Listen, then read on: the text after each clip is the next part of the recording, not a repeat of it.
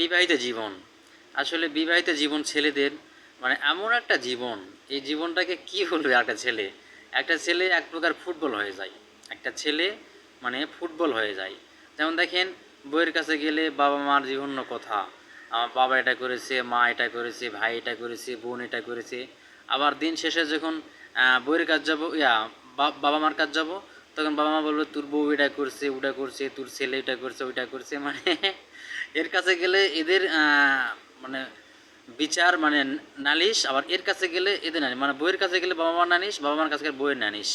আসলে এই নালিশ শুনতে শুনতে একটা ছেলের আসলে কান ঝালাপালা হয়ে যায়। আসলে কি জানেন, একটা ছেলে ওই সময় ফুটবল হয়ে যায়। আর বাবা মা যদি মানে বেশি কথা বলে বাবা মা কান্নাকাটি করবে, মন খারাপ করবে, আবার বউ বললে বউ কান্নাকাটি করে মন খারাপ করবে।